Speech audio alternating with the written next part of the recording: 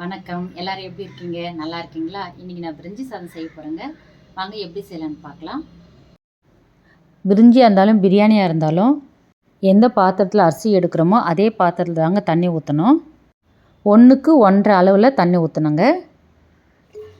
இந்த பாத்திரத்தில் நம்ம அரிசி எடுத்துருக்கோம். அதே மாதிரி 1க்கு 1.5 தண்ணி ஊற்றணுங்க. அடுப்பை ஆன் பண்ணிட்டேங்க.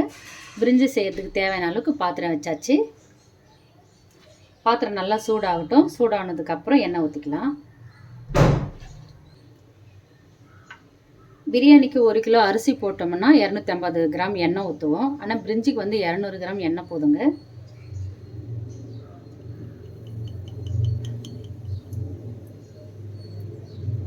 எண்ணெய் நல்லா காஞ்சிடுச்சு. பிரியாணி மசாலாலாம் போட்டுக்கலாங்க.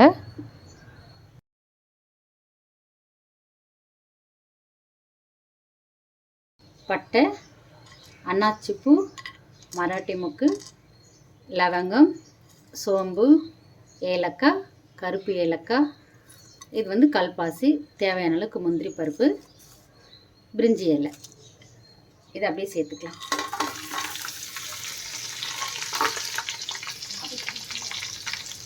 எப்பயுமே நான் வெளியில் தாங்க செய்வேன். விறகு அடுப்பில் தான் செய்வேன். பிரியாணி இருந்தாலும் பிரிஞ்சியாக இருந்தாலும். வெயில் அதிகமாக இருந்ததுனால இன்றைக்கி கேஸ் அடுப்புலேயே செஞ்சுட்டேங்க. பிரியாணி மசாலா போட்டதுக்கப்புறம் கொஞ்சம் கிளறி விடுங்க. அடுப்பையும் கொஞ்சம் மெதுவாக வச்சுக்கோங்க. இல்லைன்னா மசாலாவெல்லாம் தீஞ்சிருங்க. அதுக்காக தான் சொல்கிறேன். முந்திரி பருப்பு கொஞ்சம் பொன்னிறமாக வறந்ததுக்கப்புறம் வெங்காயத்தை சேர்த்துக்கலாங்க.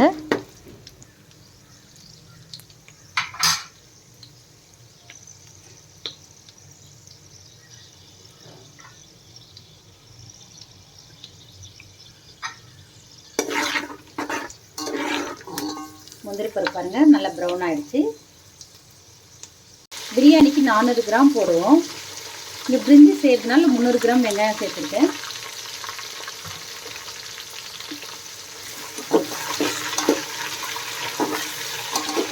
ஏன்னா பிரியாணிக்கும் பிரிஞ்சிக்கும் நிறைய வித்தியாசம் இருக்குங்க. 1 கிலோ அரிசி எடுத்துருக்கேன்ல, அதனால் 300 கிராம் வெங்காயம் எடுத்துருக்கேன். நல்ல ப்ரௌன் கலர் வரட்டுங்க. நல்லா வதங்கட்டும்.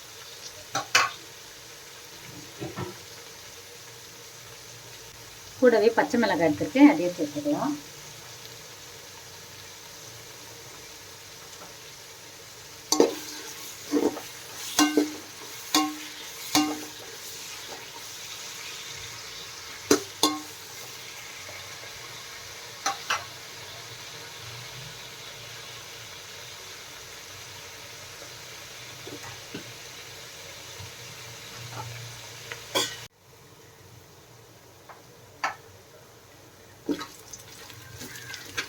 வெங்காயம் நல்லா வதங்கிடுச்சுங்க.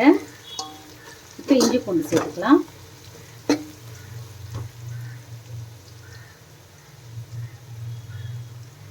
ஐம்பது இஞ்சி 50 பூண்டு சேர்த்துருக்கேன்.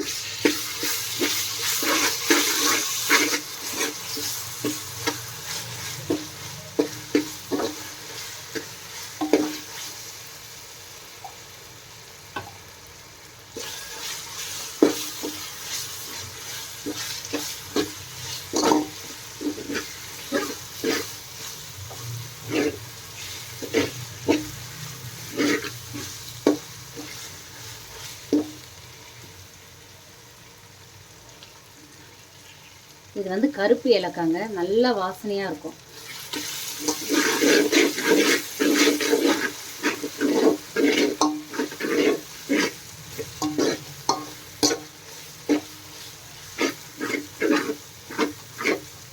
இஞ்சி பூண்டு நல்லா வதங்கிடுச்சு. தக்காளி சேர்த்துக்கலாம். 300 கிராம் தக்காளி எடுத்துருக்கேங்க, அதையும் சேர்த்துக்கலாம். பிரியாணிக்கு 400 கிராம் போடுவேன் 1 கிலோ அரிசிக்கு. பிரிஞ்சி தானே செய்ய போகிறோம், அதனால் 300 கிராம் போட்டிருக்கேன். 300 கிராம் கரெக்டாக இருக்கும்.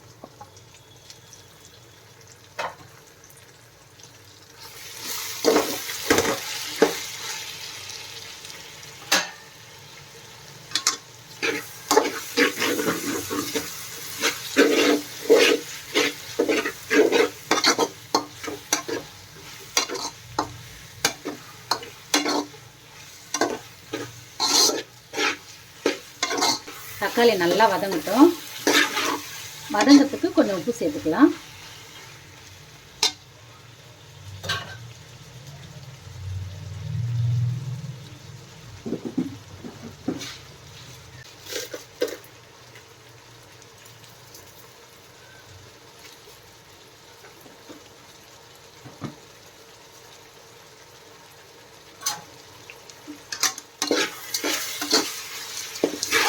உப்பு சேர்த்தோம்னா அந்த தக்காளி எல்லாம் நல்லா சீக்கிரமாக வதங்கிடும். அதனால தாங்க உப்பு சேர்க்கறது.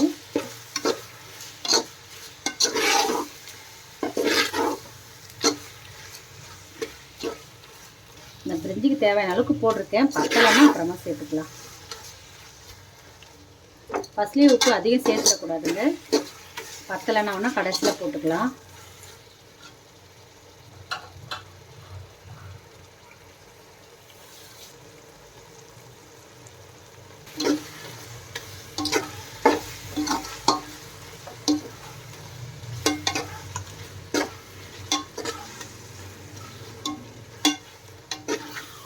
தக்காளி நல்லா வதங்கிடுச்சு.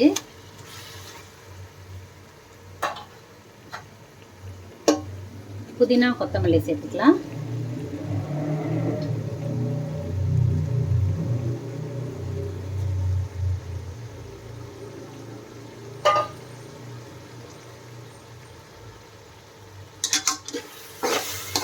அரைக்கட்டு புதினா, அரைக்கட்டு கொத்தமல்லி தாங்க எடுத்திருக்கேன். நிறைய போடலை. பிரியாணியாக இருந்தால் ஒரு கட்டு போட்டுக்கலாம். பிரிஞ்சிக்கு வந்து எப்பயுமே வந்து பிரியாணிக்கு போடுற அளவு போடக்கூடாது. அதில் எப்பயுமே கம்மி பண்ணி தான் போடணும். பிரியாணி மாதிரியே பிரிஞ்சிக்கும் போடக்கூடாது.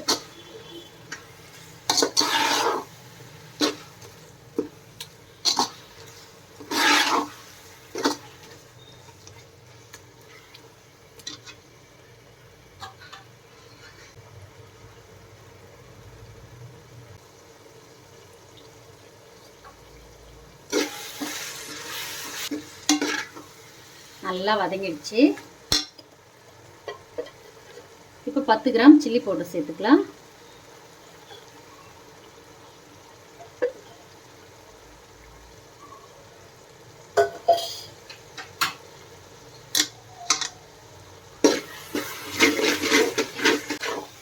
அவ்வளோ சூப்பராக இருக்கு.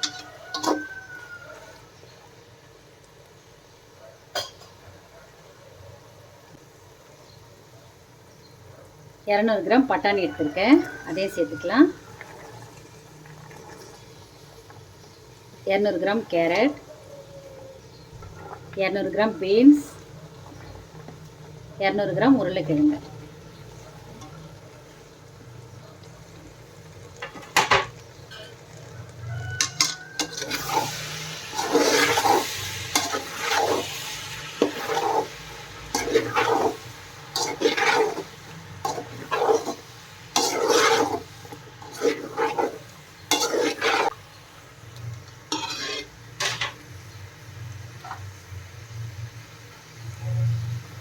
நூறு கிராம் மீல் மேக்கர் எடுத்திருக்கேன். சுடு தண்ணியில் போட்டு கொஞ்சம் நேரம் பொறுத்து நல்லா புழிஞ்சிட்டு பாருங்கள், தண்ணி இல்லாத அளவுக்கு க்ளீன் பண்ணி நல்லா வடிகட்டி வச்சுருக்கேன். இதையும் சேர்த்துக்கலாம்.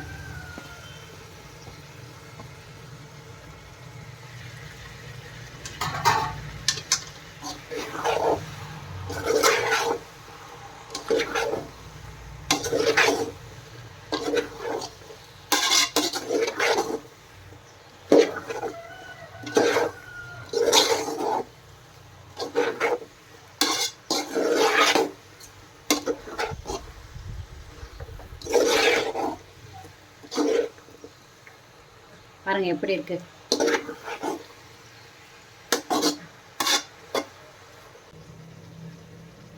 இந்த பாத்திரத்தில் தாங்க அரிசி எடுத்திருக்கேன்.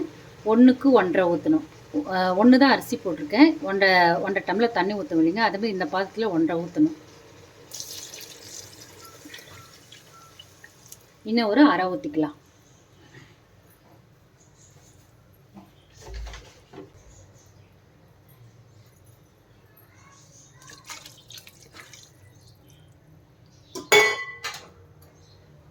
அவ்வளோதாங்க, தேவையான அளவுக்கு தண்ணி ஊற்றியாச்சு. உப்பு காரம் எல்லாம் பார்த்துக்கலாம்.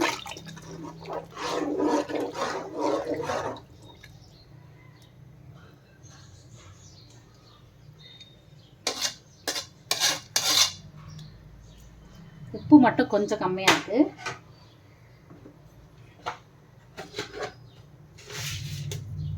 இந்த அளவுக்கு போதும்.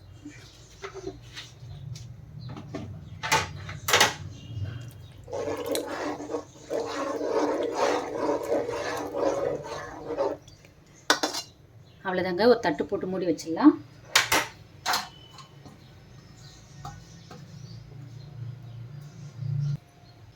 தட்டு போட்டு மூடியாச்சு. தண்ணி நல்லா கொதிச்சு வரட்டும். கொதிச்சு வந்ததுக்கப்புறம் நம்ம அரிசி சேர்த்துக்கலாம்.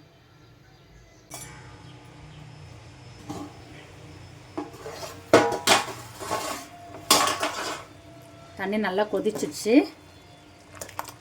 இப்போ அரிசியை சேர்த்துக்கலாம்.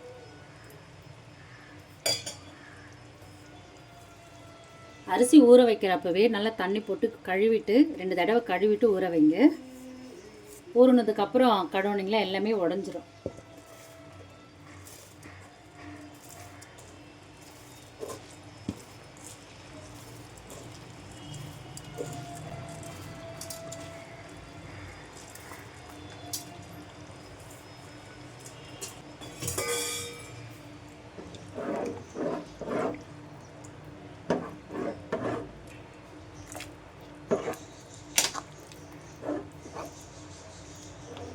சாதம் நல்லா ஒரு கொதி வந்ததுக்கப்புறம் மெதுவாக வச்சுருங்க. ஏன்னா நம்ம வந்து தண்ணி வந்து 1க்கு 1.5 தான் ஊற்றிருக்கோம். சில பேர் 1க்கு 2 ஊற்றுவாங்க. நான் 1க்கு 1.5 தான் ஊற்றுவேன் எப்பயுமே. நல்லா கொதி வந்ததுக்கப்புறம் ஸ்டவ் வந்து கம்மி பண்ணிக்கோங்க.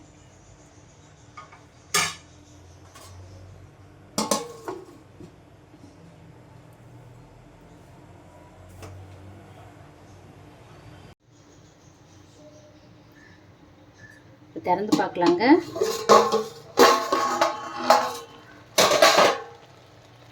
பாருங்க, தண்ணி கரெக்டாக இருக்குது. இப்போ ஸ்லோ பண்ணிவிட்டு டம் போட்டுடலாம். கொஞ்சம் அடுப்பு ஸ்லோ வச்சுட்டு ஒரு 5 நிமிஷம் அப்படியே வேகட்டும். வெந்ததுக்கப்புறம் டம் போட்டுடலாம்.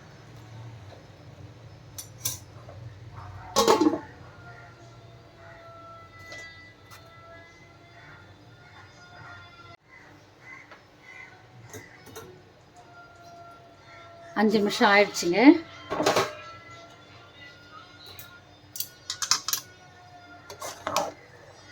இப்போ கரெக்டாக இருக்குங்க டம் போடுறதுக்கு.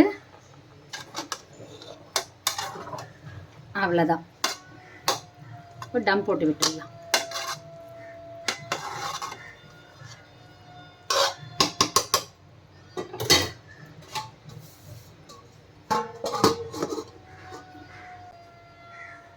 பாத்திரத்தில் தண்ணி ஊற்றி மேலே தூக்கி வச்சுருங்க.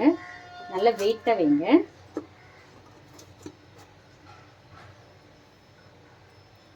அடுப்பை வந்து சிம்மில் வச்சுக்கோங்க. அதுக்கு முன்னாடியே எடுக்காதீங்க. 20 நிமிஷம் கரெக்டாக விடுங்க. அப்போ தான் கரெக்டாக இருக்கும் சாதமும். அதுக்கு முன்னாடியே எடுத்துட்டிங்கன்னா தண்ணியும் இருக்கும், சாதமும் வேகாமல் இருக்கும்.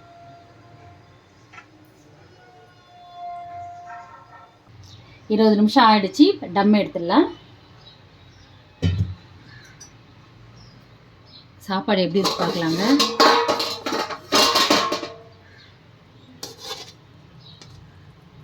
பாருங்க, சூப்பராக ரெடி ஆகிருக்கு. எப்படி பலன்னு இருக்கு பாருங்க. பாருங்க, சாப்பாடு எப்படி பலன்னு வந்திருக்கு. ஒன்றோடு ஒன்று ஒட்டாமல் அழகாக வந்திருக்கு பாருங்க. ஒரு சாதம் கூட உடையல.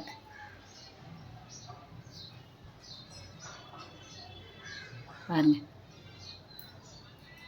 அவ்வளோதான். சூப்பராக பிரிஞ்சி ரெடி ஆயிடுச்சு. ஒரு பிளேட்டில் கொஞ்சம் போட்டு காட்டுறேன் பாருங்கள்.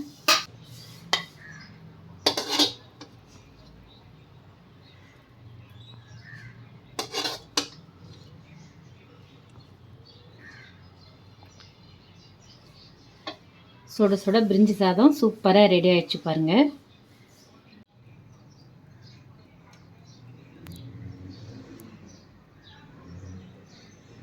பிரிஞ்சி சாதம் சூப்பராக ரெடி ஆயிடுச்சு. இதே மாதிரி நீங்களும் உங்கள் வீட்டில் செஞ்சு பாருங்கள்.